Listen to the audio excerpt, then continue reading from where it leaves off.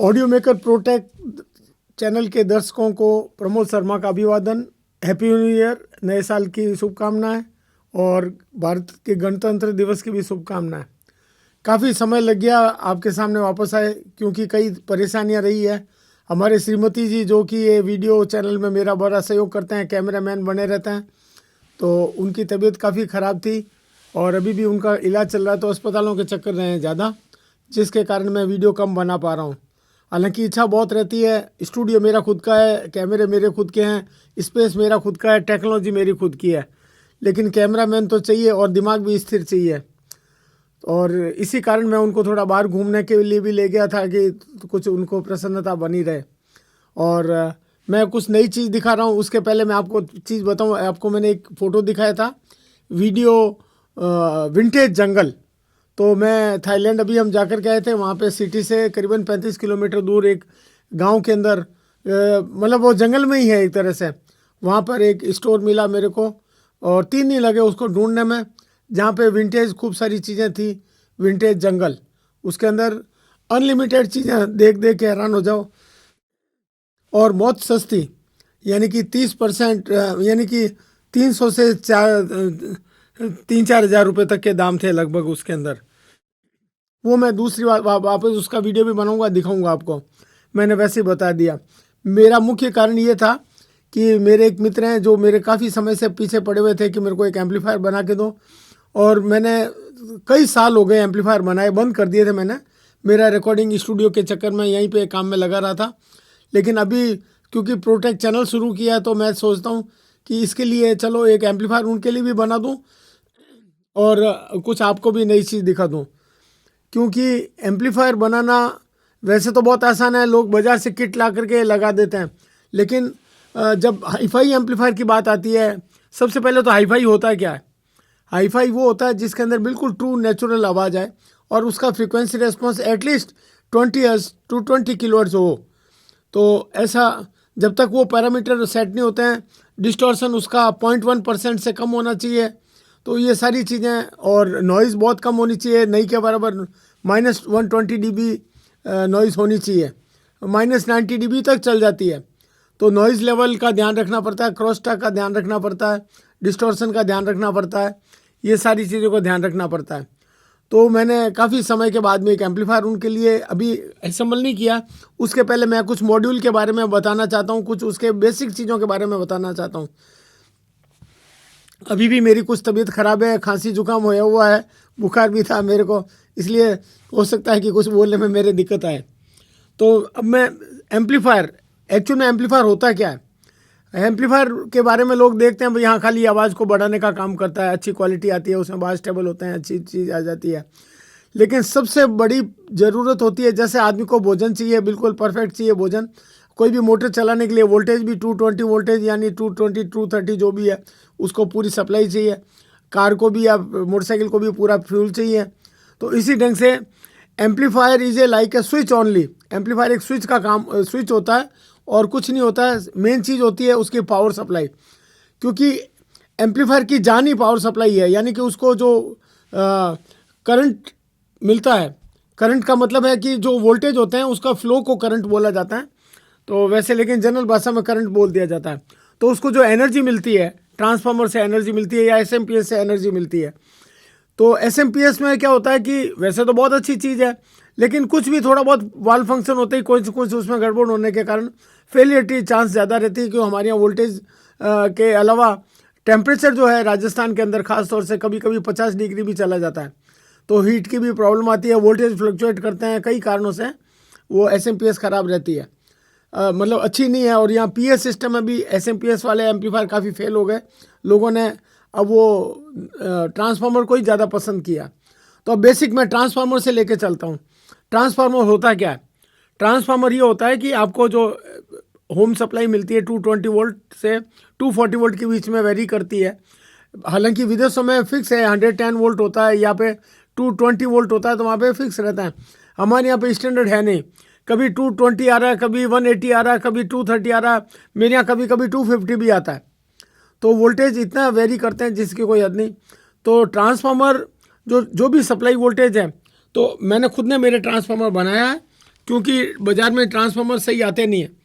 तो ये ट्रांसफार्मर मैं खुद बनाता हूँ, मेरा ट्रांसफार्मर। इस ट्रांसफार्मर देख ये बता रहा हूँ, ये काफ़ी बड़ा, ये 250 VA का है, यानी 225 VA का है, 225 वाट मान लो आप RMS ये ट्रांसफार्मर है।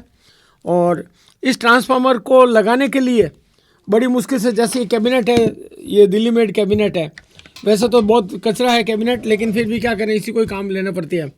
अगर मैं इस ट्रांसफार्मर को लगाऊं तो ये कैबिनेट से बाहर चला जाता है स्टैंड के साथ में, तो मेरे को बड़ी दिक्कत हो रही है। तो अब इसको मैं यूँ आड़ा करके लगाऊंगा, क्योंकि हाई वाटेज चाहिए। 100+100 RMS का एम्पलीफायर है, तो 100+100 RMS का मतलब है 220 वाट RMS, तो इसको मिनिमम इनपुट चाहिए ही चाहिए AC का। और कुछ थोड़ा बहुत पीक के अंदर आता है, तो उसके लिए कैपेसिटर होना चाहिए, अच्छे कैपेसिटर होना चाहिए। इसके लिए मैंने ये 10,000 वोल्ट के लिए 10,000 MFD और 100 वोल्ट के कैपेसिटर सेलेक्ट किया 10,000, और उसके अंदर ब्लीडर रजिस्टर भी लगा रखा है मैंने। ब्लीडर रजिस्टर का मैं बाद में बताऊंगा, जो जनरल कोई लगाता नहीं है, इसके बारे में भी डिस्क्राइब करूंगा आपको। और ये मैंने बड़े रेक्टिफायर लगा रखे हैं ताकि इसकी कहीं ड्रॉप नहीं हुए, जल नहीं जाए। अब बात आती है ट्रांसफार्मर के बाद में, अब बात आती है कि इसका पावर एम्प। तो पावर एम्प मेरे खुद के PCB डिज़ाइन की हुई है ये पावर एम्प की, और 100 वाट के लिए बड़ी हीट सिंक चाहिए, तो 200 वाट 100+100, तो ये पावर एक्सटेंडेड है। और उसके साथ में मेरे यहाँ पे सेंसर है जो इसका हीट के अनुसार इसको बाइसिंग चेंज कर देते हैं ताकि ये एम्पलीफायर ख़राब नहीं हो। और जितना करंट रिक्वायर्ड है तो उसका क्विसेंट करंट ये ऑटो सेट करता है। ट्रांजिस्टर्स हैं, ये ट्रांजिस्टर्स हैं, ये इसको क्विसेंट करंट सेट करते हैं। और लोग इसको मॉसफेट बोलते हैं, मॉसफेट एम्पलीफायर। ये मॉसफेट है नहीं, ये ट्रांजिस्टर ही होता है, मॉसफेट नहीं होता है, लेकिन इसको मॉसफेट बोलते हैं। ये वैसे तो मॉसफेट भी ट्रांजिस्टर ही होता है, मेटल ऑक्साइड फिल्म ट्रांजिस्टर होता है वो, इसीलिए मॉसफेट बोला जाता है। और ये सिंपल ट्रांजिस्टर है। तो ये ट्रांजिस्टर सर्किट है, और इसके अंदर बहुत मैंने ध्यान रखा है, हर चीज़ का ध्यान रखा है। कैपेसिटर, रजिस्टर, ट्रांजिस्टर सब एकदम बढ़िया क्वालिटी के। PCB मैंने खुद ने तैयार की है इसकी, मैंने खुद ने घर पे PCB तैयार की है। वैसे PCB का मिल जाता है, आपको किस ढंग से बनानी है वो अलग प्रोसेस है। तो मेरे कंप्यूटर में मैंने इसकी PCB लेआउट तैयार किया, और उसके बाद में मैंने फ़ोटो पेपर पे इसका प्रिंट निकाल करके, और उस तरह से प्रेस से मैंने वो इसके PCB के ऊपर रख करके और उसका इमेज ले करके, और बाद में मैंने ईचिंग कर ली। ये अलग प्रोसेस है, मैं सिंपल छोटा सा आपको बताया। अब दूसरी बात साथ में क्या होता है कि एम्पलीफायर होता है। अब ये जितने भी DC एम्पलीफायर्स हैं, DC एम्पलीफायर में ये होता है कि अगर आपको ज़रा सी भी DC की प्रॉब्लम आती है, उसके अंदर क्या होता है कि DC की है, उसके अंदर कोई प्रॉब्लम आई ज़रा सी भी, तो स्पीकर बर्न होने के चांसेस रहते हैं। अगर कोई ट्रांजिस्टर भी ख़राब हो गया या कभी वोल्टेज फ्लक्चुएशन हुआ, तो उसके लिए एक जो है आपको प्रोटेक्शन सर्किट भी चाहिए। तो ये मेरा खुद का प्रोटेक्शन सर्किट बनाया हुआ है, मेरी खुद की PCB डिज़ाइन की हुई है। और मैं अब आपको, जैसे ट्रांसफार्मर है, ये ट्रांसफार्मर की खासियत बताता हूँ। ट्रांसफार्मर की खासियत क्या है? ट्रांसफार्मर जनरली जो ट्रांसफार्मर होता है वो ट्रांसफार्मर क्या होता है कि सस्ते के चक्कर के अंदर, आजकल तो कॉपर बहुत महंगा हो गया। ये मेरे 3,000 रुपये इसकी कॉस्टिंग आई है ट्रांसफार्मर की, खाली ट्रांसफार्मर की कॉस्टिंग 3,000 रुपये आई है, क्योंकि इसके 0.25 mm की इसकी जो ये स्टैंपिंग है, यानी कि कोर की थिकनेस है 0.25 mm, बहुत पतली है। और उसके बाद में मैंने मेरी टेपिंग खुद ने निकाली हुई है, खुद ने डिज़ाइन किया मैंने टर्न रेशियो। और प्राइमरी के अंदर मैंने 23 गेज का कॉपर वायर लगाया, सेकेंडरी के अंदर 17 नंबर कॉपर वायर लगाया, ताकि मेरे को इसका पूरा लोड अच्छा ढंग से मिल सके। और अलग अलग एक ही ट्रांसफार्मर मैंने प्री एम्पलीफायर की सप्लाई, इसकी LED लाइट, ये LED लाइट भी मैंने इसके लिए, क्योंकि इसके डायल के अंदर LED लगा रखी है ऑलरेडी, तो LED मैंने खुद ने ही तैयार की है। PCB मेरी खुद की डिज़ाइंड है, और लॉगरिदमिक है, यानी 0.1 वाट से लगा करके और 100 वाट तक का ये देता है, आपको रीडिंग देता है सारी। तो ये इसका लेआउट है। और उसके साथ मैं अभी आपको ऑन करके दिखाता हूँ कि प्रोटेक्शन सर्किट कैसे काम करता है। तो अभी आपको देखता हूँ, मैं सप्लाई डाल रहा हूँ इसको ट्रांसफार्मर में। और एक यहाँ LED की तरफ आप नज़र रखना कि ये देखो, अभी आपको लाल दिखी है, ये ग्रीन हो गई है, यानी इसके अंदर क्या होता है कि ये सारा चेक करता है कोई DC वोल्टेज तो नहीं आ रहा है, कोई प्रॉब्लम तो नहीं है। तो 5 ट्रांजिस्टर का सर्किट है ये। और इसके अंदर आने के बाद में और ये ग्रीन एलईडी हो जाती है, इसका मतलब आपका एम्पलीफायर ओके है, कोई प्रॉब्लम है नहीं। अगर कोई डीसी आ रही है या स्पीकर अगर कोई प्रॉब्लम आ गई है तो ये कट कर देगा और ये रेड लाइट हो जाएगी। वापस मैं दिखाता हूँ आपको। अभी मैंने इसको जैसे स्विच ऑफ कर दिया है तो ये एलईडी ऑफ है, एलईडी ऑफ है। और मैंने इसको स्विच ऑन किया है, देखो रेड हो गई है और थोड़ी देर बाद में ग्रीन होती है। उससे स्पीकर में थंप की भी आवाज़ नहीं आएगी, क्योंकि कई बार थंप की आवाज़ भी आती है, कैपेसिटर चार्ज होता है। तो ये इसका प्रोटेक्शन सर्किट के बारे में मैंने आपको बताया। ये बड़ी हैवी रीलें लगा रखी है मैंने इसको दोनों चैनल के लिए। ईगल मैन की बढ़िया कंपनी की रील है इसके अंदर लगी हुई। अब वापस आता हूँ मैं ट्रांसफार्मर के ऊपर, आपके लिए बता रहा हूँ। ये मैंने स्विच ऑफ किया है। वोल्टेज अगर मैंने इसमें 2 टेपिंग दे दी है, 225 वोल्ट और 240 वोल्ट। अगर वोल्टेज ज़्यादा आ रहे हैं या कम आ रहे हैं, वो अपने सप्लाई के अनुसार हम इसको सेट कर देंगे कि अगर वहाँ जहाँ ये लगा रहा है उसके घर में वोल्टेज कैसे आ रहा है। क्यों मेरे यहाँ अभी कितने वोल्टेज आ रहे हैं मैं आपको दिखा रहा हूँ वापस लगा के। अभी मैं इसको ये लगाया यहाँ पे और ये है मेरा वोल्ट मीटर।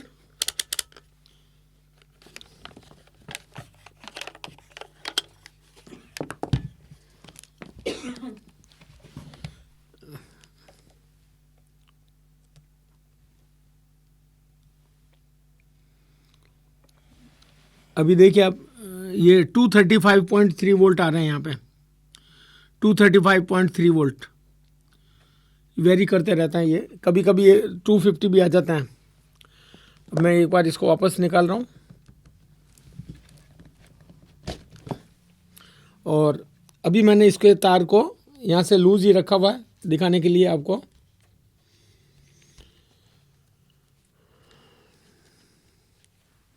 और इसका एफिशिएंसी चेक करनी हो, लॉसेज चेक करना हो, तो सबसे बड़ा है कि आप इसका जो आइडल करंट कितना वो देखना चाहिए ट्रांसफार्मर का।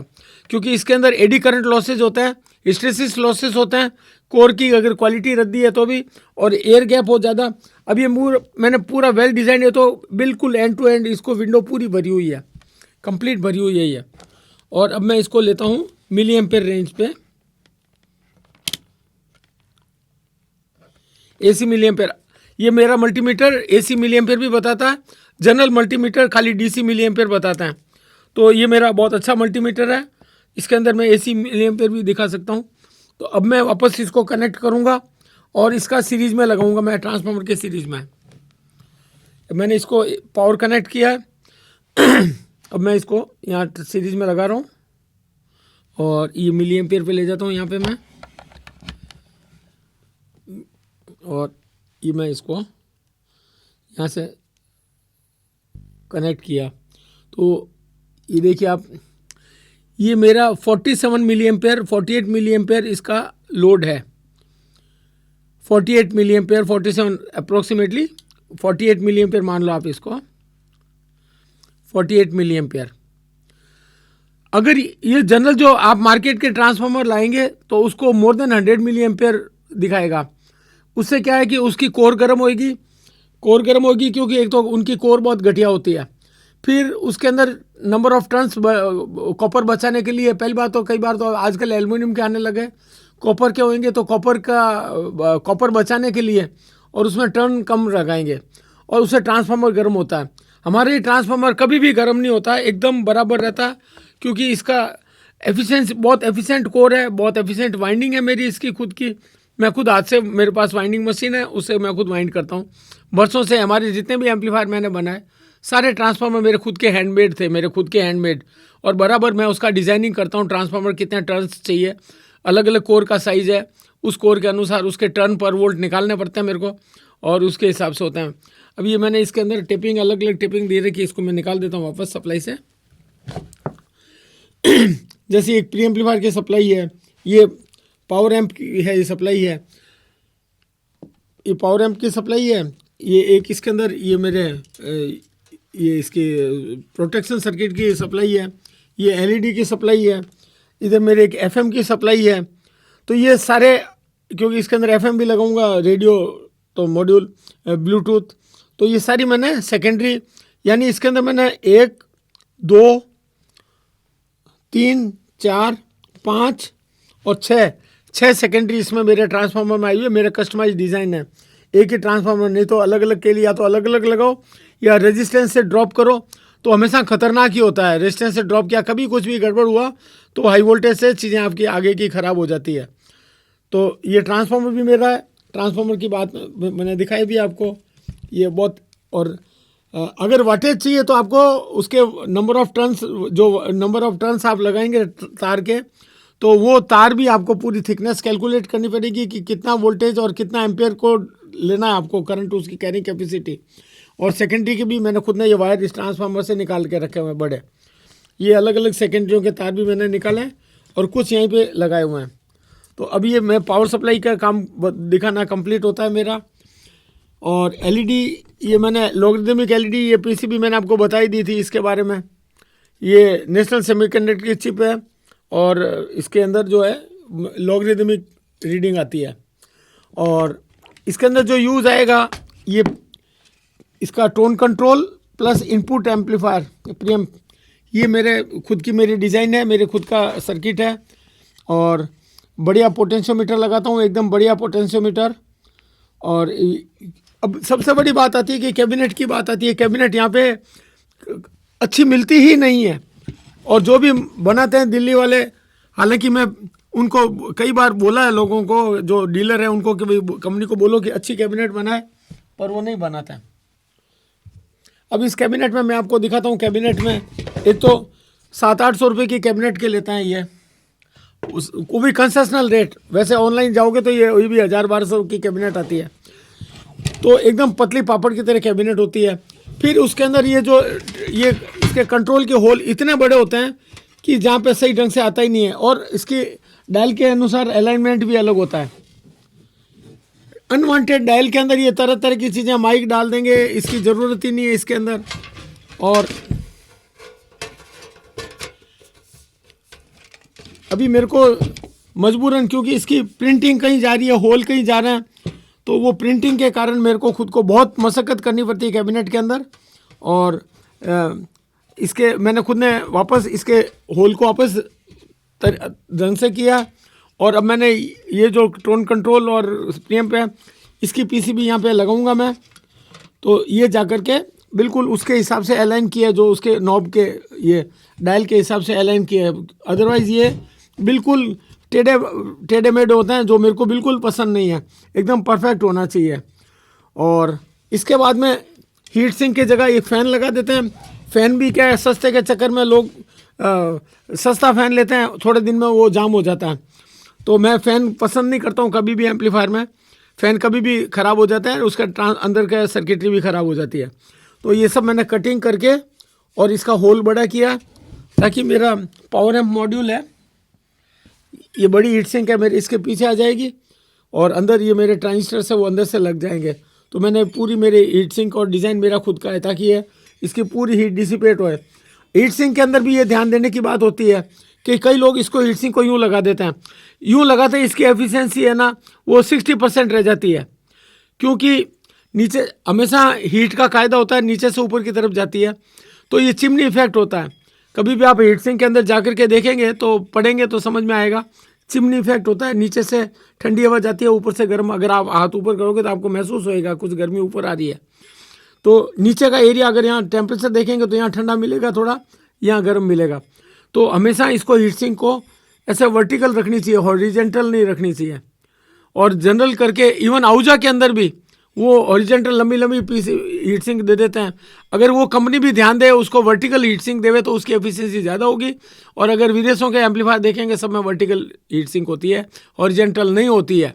लेकिन यहाँ पे दे दी जाती है, या फिर खूब बड़ी दे देते हैं वो, या तो बहुत बड़ी दे देते हैं हीट सिंक को, और नहीं तो वो फिर एफिशिएंट होती नहीं है। गर्म होकर के ट्रांजिस्टर ख़राब हो ही जाते हैं।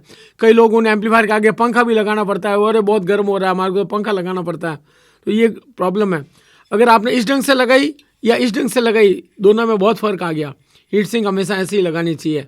तो मैं ऐसे ही लगाता हूँ, और उसके हिसाब से मेरे पास हैंड ड्रिल है, स्टैंड ड्रिल है, पूरा वर्कशॉप है मेरा, वेल इक्विप्ड वर्कशॉप है। टब है जो इसमें मैं चूड़ियाँ वगैरह बना करके, और मेरा बहुत प्रोफेशनलिज्म से काम करता हूँ मैं। हालांकि ये मैं बहुत सस्ता उसको दे दिया क्योंकि मेरी लेबर बहुत खर्च हो जाती है। एक एम्पलीफायर बनाने में भी मेरे को कम से कम 20 दिन लगता है। तो कभी इसमें ये छेद निकालूंगा, कभी कुछ करूँगा, कभी ये करूँगा। तो क्योंकि मास प्रोडक्शन तो है नहीं, एक प्रोटोटाइप बात है, लेकिन उनको लगता है क्या है सामान तो थोड़ा सा, इसके अंदर इतने रुपए ले लिए, तो ये एक बड़ी भारी बात आती है। तो इसलिए आजकल मैंने बंद कर दिया ये एम्पलीफायर देना, क्योंकि इसमें मेरे सबसे ज़्यादा लेबर कॉस्टिंग आती है। तो उस लेबर को क्या करूं, लेबर तो आजकल के टाइम में उसको देखना पड़ता है। तो अच्छा, दूसरा भी आप ये देखिए, कैबिनेट के अंदर भी ये कंपनी की कैबिनेट है। इसके अंदर इनपुट के अंदर FM USB लिखा है, या माइक लिखा है, या लाइन इन लिखा हुआ है। अब ये 3 चीज़ें दे दी इन्होंने। अब ये पीछे की तरफ ये जो इनपुट दे दिए यहाँ पे, इसके अंदर line in line out, left right. अब ये किस लिए 3 दिए, line in line out? Line out क्या होएगा कुछ इनको पता नहीं। कोई टाइम में रिकॉर्डिंग आउट होता था, जब कैसेट पे रिकॉर्डिंग करते थे या रिकॉर्डिंग सिस्टम होता तो रिकॉर्डिंग आउट होते थे, और जितना इनपुट है उतना इनपुट के हिसाब से यहाँ इनपुट होता है। तो ये भी एक मर्जिया जैसे छाप देते हैं, मर्जिया जैसे छेद कर देते हैं। वो कैबिनेट डायल कहीं जा रही है, कैबिनेट के अंदर होल कहीं जा रहे हैं, बहुत ही मशक्कत करनी पड़ती है। खाली कैबिनेट में मेरे को 3 दिन लग जाते हैं। तो इस कैबिनेट के हिसाब से, डायल के हिसाब से उसको वापस रीअलाइन करके वापस उसको छेद वगैरह निकालने पड़ते हैं। तो ये कैबिनेट की बात हो गई, और एम्पलीफायर की आपको बात बता दी। तो ये एक मुख्य मुद्दा था जो मैंने आपको एम्पलीफायर बनाने से पहले बताई है। एम्पलीफायर बना करके फिर बताऊंगा मैं आपको। हमारा एम्पलीफायर जो मैं बनाता हूँ, तो इसके अंदर 20 Hz to 40 kHz तक की फ्रिक्वेंसी होती है, लेकिन सुनाई तो 20 Hz to 20 kHz he audible frequency मानी जाती है। तो हम इसको 20 Hz to 20 kHz ही बोल देते हैं। अब साथ में क्या होता है कि अभी मैं ऑडियो को कैसे चेक करते हैं, फ्रीक्वेंसी सही आ रही है नहीं आ रही है, तो उसके लिए क्या है कि हमारे पास में एनालाइज़र होता है, ऑडियो एनालाइज़र, जिसके अंदर सारी फ्रीक्वेंसी वो आपको एक ही लेवल में आनी चाहिए, 0 डेसिबल। और उसके लिए स्पेशल माइक्रोफोन है। ये मरांज कंपनी का है, जापान का माइक्रोफोन है मेरे पास में। ये ख़ास तौर से उसको आपको जहाँ से लिसनिंग एरिया है वहाँ पे ये माइक्रोफोन लगा करके, और उसके बाद में आपको इक्वलाइज़र के थ्रू इक्वलाइज कर दो, क्योंकि इक्वलाइज़र का भी रोल होता है। मैं बेसिक छोटा सा आपको बता देता हूँ। इक्वलाइज़र भी लोगों को चलाना नहीं आता है। अगर बहुत ही अच्छे कंपनी के पहले एम्पलीफायर आते थे, बहुत ही अच्छी कंपनी के, बहुत ही एक्सपेंसिव, उसके अंदर इनपुट सेलेक्टर होता था और खाली वॉल्यूम होता था, एक बैलेंस होता था, बस। बास टेबल कभी भी नहीं हुए। बास टेबल बाद में आने शुरू हुए। अपने हिसाब से थोड़ा उसको कलर ऑफ ऑडियो उसको थोड़ा बहुत चेंजेस कर दो। फंडामेंटली है कि जो कंपनी ने रिकॉर्डिंग की है उसी high fidelity, true high fidelity का मतलब है कि जैसी रिकॉर्डिंग वैसा ही रिप्रोडक्शन।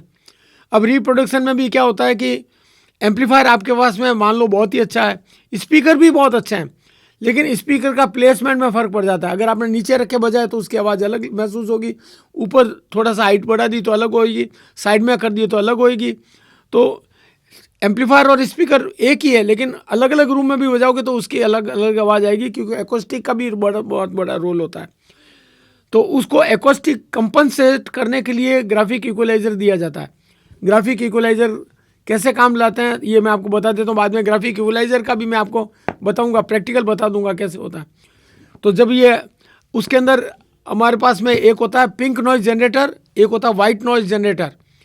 तो पिंक नॉइज़ जनरेटर खास तौर से इसलिए डिज़ाइन किया होता है, 20 Hz to 20 kHz का ऑसिलेटर होता है। उसके अंदर सारी फ्रिक्वेंसी 0 डेसिबल पे जनरेट करता है, और वो खाली उसको अगर वैसे सुनेंगे तो ऐसा बोलेगा। उसके अंदर जैसे पहले टीवी होते थे, ऑन करते तो जो आवाज़ आती थी वैसी आवाज़ आती है, बट उसके अंदर सारी फ्रिक्वेंसी एक ही लेवल के अंदर होती है। तो उस लेवल को ये जहाँ पे आप बैठ के सुनना चाहते हो वहाँ पे इस माइक को रखना पड़ता है, और माइक को उसके फ्रिक्वेंसी एनालाइज़र पे आगे जो है ऑडियो एनालाइज़र पे लगाना पड़ता है, और पिंक नॉइज़ जनरेटर से आपको जनरेटर एम्पलीफायर के अंदर लगाना पड़ता है। फिर आप इक्वलाइज़र से उसकी हाई मिड लो जो भी आपकी फ्रिक्वेंसी है, 10 kHz 20 kHz 50 kHz, वो सारी फ्रिक्वेंसी आप ऐसा सेट करो कि आपको बार ग्राफ में जो डिस्प्ले आता है वो सारी 0 डेसिबल पे आ जाए, सारा लाइन। तो आपकी अगर आपने 0 डेसिबल पे सारी फ्रिक्वेंसी कर दी तो उसके बाद में 100% वही रिजल्ट आएगा जो कि रिकॉर्डेड है। फिर आपकी मर्जी है कि अगर आपने टोन कंट्रोल कम ज़्यादा करके अपने हिसाब से उसकी टोनल क्वालिटी चेंज कर दी। अदरवाइज मैं मेरे स्टूडियो में हमेशा फ्लैट पे रखता हूँ, रिकॉर्डिंग भी फ्लैट रहती है, कोई बास टेबल मैं यूज़ नहीं लेता हूँ। लेकिन इक्वलाइज़र मेरे पास लोग कई प्री एम्पलीफायर आ रहा है, ये प्री एम्पलीफायर वगैरह बनवा के ले जाते थे, तो उसके अंदर मैं स्पेशली उनको एक कंपनसेट करने के लिए, क्योंकि हर रिकॉर्ड का भी अलग अलग इक्वलाइजेशन होता है, तो उसके लिए अपने हिसाब से थोड़ा बहुत कर लो, तो उसके अंदर मैं एक 3 बैंड का इक्वलाइज़र भी अंदर डाल के देता हूँ। तो वो ये वाली बात हो गई है। तो आपको बहुत बहुत धन्यवाद, आपने मेरा ये देखा, एक एपिसोड देखा है। अगर ईश्वर की कृपा रही और हमारे श्रीमती जी की तबीयत ठीक रही तो मैं लगातार ये आपको देता जाऊँगा। मेरे पास में टॉपिक की कोई कमी नहीं, मटेरियल की कोई कमी नहीं, मेरे नॉलेज में कोई कमी नहीं, बस समय है कि मैं उसको बनाने में, एडिट करने में। कैमरे मेरे पास में बहुत सारे कैमरे हैं, अब वो मेरा श्रीमती जी उनको हैंडल करती है, क्योंकि यहाँ मैं बैठ जाऊँगा तो कैमरा कौन चलाएगा। वो हैंडल अभी भी पर्दे के पीछे उधर कैमरा अटेंड किया हुआ है उन्होंने, तो एक झलक में आपको दिखा भी दे सकता हूँ उनको। तो हमारे श्रीमती जी ये सारा काम करते हैं और उन्हीं के कारण मेरा ये वीडियो संभव हो पाता है दिखाना आपको। तो ये सारी चीज़ें अच्छा, और ये ऑर्डिनरी मेरे मल्टीमीटर नहीं है, ये मल्टीमीटर बहुत हाई लेवल का मल्टीमीटर है, जिसके अंदर मैं बहुत ही एक्यूरेसी के साथ में AC मिलीएम्पेयर हो, HFE हो, सब कुछ ये दिखाता है, ट्रांजिस्टर HFE वगैरह सारा ये दिखाता है। और मैंने सारा मेरा स्टूडियो जुगाड़ से बनाया हुआ है, मैं जुगाड़ से ही काम करता हूँ। जैसे एम्पलीफायर भी बनाया तो एक कैबिनेट ला करके अगर मैं इंडिविजुअल एक कैबिनेट बनवाने जाऊँगा तो इट्स वेरी इम्पॉसिबल कि वो कैबिनेट मेरे को बन जाएगी। एक कैबिनेट बनाने में भी बहुत झंझट आएगा, फिर उसके अंदर भी कुछ कमी आएगी, फिर दूसरा बनाओ, तीसरा बनाओ, वो मैन्युफैक्चरिंग प्रोसेस में ही संभव है, उसके अलावा वो संभव है नहीं। तो ये चीज़ें हैं।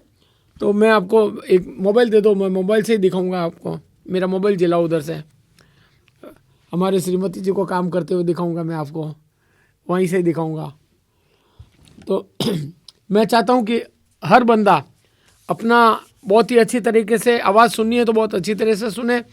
और वीडियो बहुत आते हैं टेक्निकल वीडियो, लेकिन सिर पीट लेता हूँ, उनको कोई जानकारी नहीं होती है, रटी रटाई 2-3 चीज़ें बताते हैं और उसके अलावा बिल्कुल वो बस वैसे सिर पीट लें। तो अब मैं एम्पलीफायर को ऑन, मेरा मोबाइल ऑन कर रहा हूँ और आपको हमारे असिस्टेंट का भी दर्शन कराता हूँ।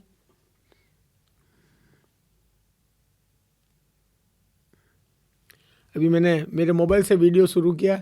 ये हमारे मैडम जी, हमारे देखिए 2-2 कैमरे लगे हुए हैं और उस कैमरे से ये शूट करना सारा, और उधर मेरा मिक्सर, एम्पलीफायर, रिकॉर्डर सब कुछ उधर लगा हुआ है। मल्टी चैनल रिकॉर्डिंग करता हूँ। ये मेरा जुगाड़ से बनाया हुआ स्टूडियो है। स्टूडियो बनाए बहुत समय हो गया मेरा, लेकिन क्या करूँ, कई कारणों से ये स्टूडियो को यूज़ नहीं ले पाए। हमारे यहाँ पानी की बहुत प्रॉब्लम हो गई तो ये बंद करना पड़ा, कई साल बंद पड़ा रहा, अभी वापस शुरू किया मैंने।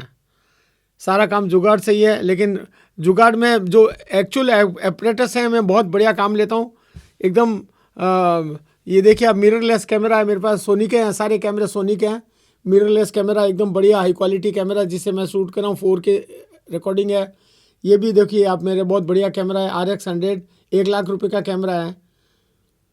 तो ये कैमरे सब बढ़िया बढ़िया, आई हैव द 18 कैमराज और अच्छे स्टैंड है, सब कुछ है।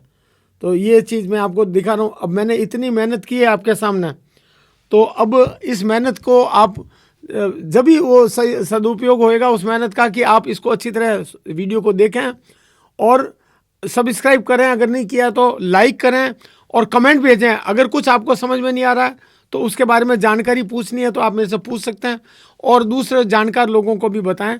जब तो मेरा मिशन भी अच्छा लगेगा कि चलो मैं कोई चीज़ बता रहा हूँ, कुछ समझदार व्यक्ति हैं जो इसको देख रहे हैं, सुन रहे हैं, समझ रहे हैं। नहीं तो एक भैंस के आगे बीन बजाना और ये वीडियो बनाना बराबर है। तो मैं सोचता हूँ आपको ये मेरा अच्छा लगा होगा, क्योंकि एम्पलीफायर की जान ट्रांसफार्मर होता है। ये एक मेन चीज़ है दिखाने की आपको।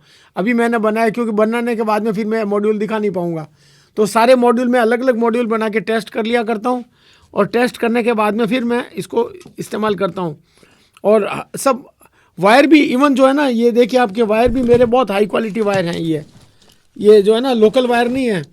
मैं अभी 20 के अंदर दिल्ली गया था, यहाँ से लोग बाज़ार में मॉड्यूल खरीदते हैं दिल्ली से। तो ये इसको आप जूम करो वायरों को। तो ये वायर भी मेरे जो पहले जो आता था उसका नाम तो ये बंद हो गया। हाँ उसे कर लो। तो अभी चेतन नाम से आता है दिल्ली में वायर ये। तो ये सबसे बढ़िया वायर ये दिल्ली से का माना जाता है। तो ये वायर मैं काम में लेता हूँ और ये भी मेरे बहुत हाई क्वालिटी के वायर्स हैं सारे। ये एलईडी वगैरह सारे अंदर रजिस्टर वगैरह सब बढ़िया मैं यूज़ लेता हूँ, एकदम बढ़िया।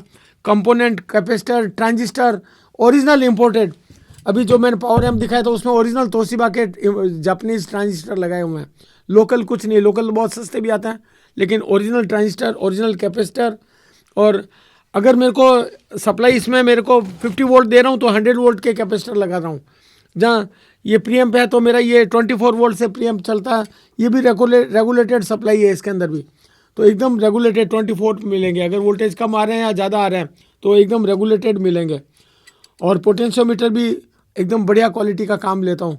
ऐसा नहीं कि 5-7 रुपये का ये पोटेंशियोमीटर ले लिया। तो एकदम बढ़िया पोटेंशियोमीटर होता है मेरे, और कंपोनेंट सिलेक्शन मेरा एकदम बढ़िया है। यदि इस चैनल को अब तक सब्सक्राइब नहीं किया है तो अब नीचे गोल बटन दबाकर सब्सक्राइब कर लेवें और साथ वाली घंटी को भी बजा दें, जिससे और भी नए और अच्छे वीडियो आते ही आपको ऑटोमेटिक सूचना मिल जाएगी।